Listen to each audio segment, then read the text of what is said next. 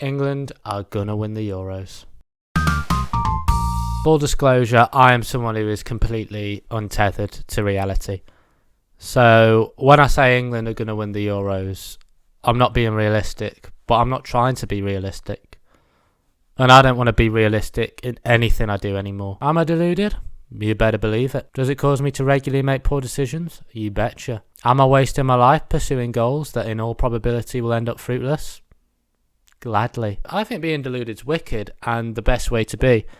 And I'm deluded enough to think I can convince you of that too. Because people say you need to be realistic, but what a boring way to live your life. Oh, I'm Mr. Realistic. I'm going to do a job that's well suited to but not beyond my skill set. I'm going to marry someone that's within one standard deviation of my attractiveness or intelligence.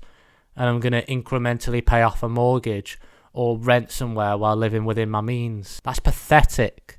Have the fucking guts to say something's going to happen in your life that almost certainly won't. Tell people you're going to be rich and famous. Tell yourself that.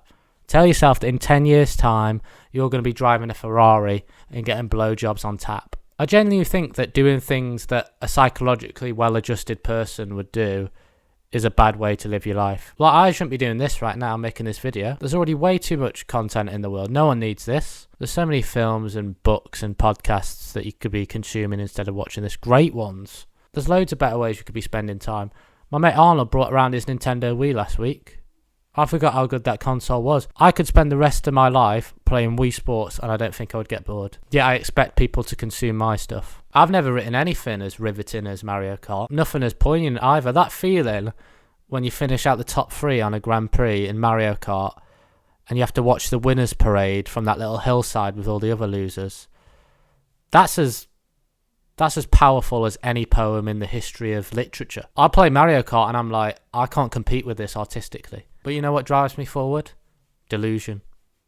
Sweet, sweet delusion. An inflated sense of self-importance. The idea that I could do something that breaks through, that stands out amongst the infinite back catalogue of entertainment available. You have to be deluded to be successful in life, I think. Like, some of the big entrepreneurs were deluded to even take that risk to get their company off the ground.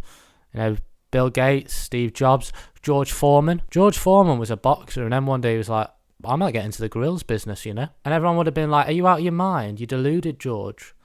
Then he did it and he had the last laugh. And this isn't to say that if you're deluded and you try to do something ambitious with your life, then you'll be successful. You almost certainly won't. I'd be very surprised if you do anything successful in your life. Because the chances of being successful in anything are very slim. That's the harsh reality. There are like 4 successful people in the world. For every George Foreman, there's like 1 million failures. There are loads of dart players probably that thought they were going to get into the microwave game and the business is just completely bombed. I'm trying to be a comedian. The odds of being a successful comedian are like a fraction of a percent. Still, I'm like, yeah, I reckon I got this. I'll figure it out. But being successful is irrelevant. I'm arguing for being deluded, not for being successful. It's not about success, and success probably doesn't lead to happiness anyway. I think it's probably better if you don't ever get the thing you want. I want to stay deluded. I don't want any of my delusions to come true and be brought into reality, so I actually have to deal with them. Because if England won the Euros, I'd be like, yes, I'm so happy. This is the best day of my life. And then 5 minutes later, I'd be like, all right, what next? Most things are good in theory, but disappointing in reality. They don't bring us the happiness we think they will. The internet, relationships, Joe Biden. Having success will be the same. I don't know if Joe Biden is disappointing, by the way. I just had a space for a third reference there, and the reality dawned on me that I had nothing. But my point is, it doesn't matter if things live up to reality. It's the thought of success and the thought of a perfect relationship and a perfect Joe Biden that keep me going.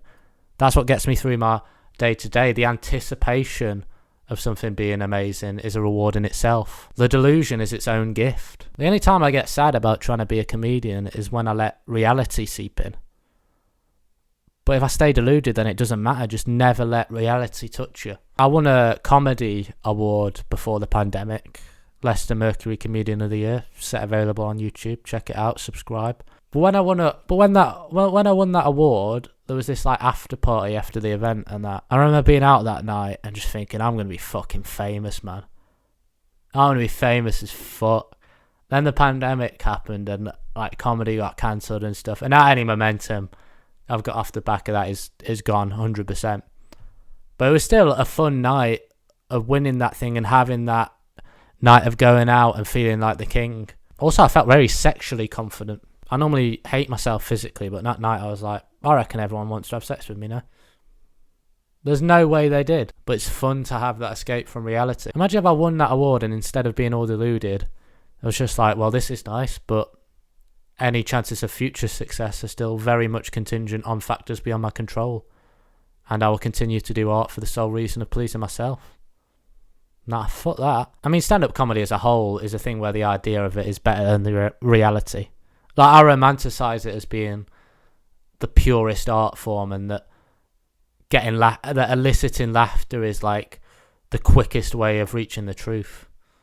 But then you end up performing to a stag do and chucking in all the knob gags you can remember so you don't get heckled off the stage. Also, what I want to say about being deluded versus being realistic is that we don't actually really know what it means to be realistic. So I don't know how we decide which choices in our life are realistic. On what level are you being realistic? Because realistically, your ideal of, say, marriage and comfort might not be realistic. You know, like the classic picture of a sensible life.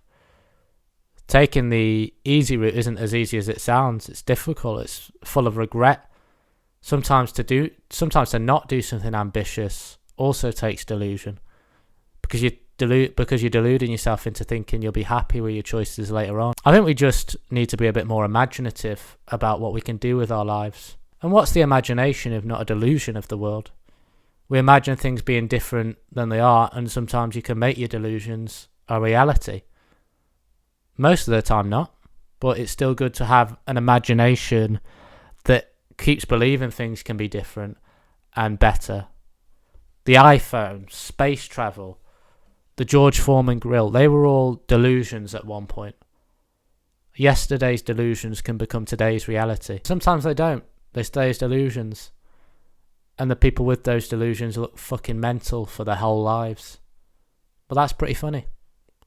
And I don't mind being that. So stay deluded, guys. It's the best way to be. See you next time.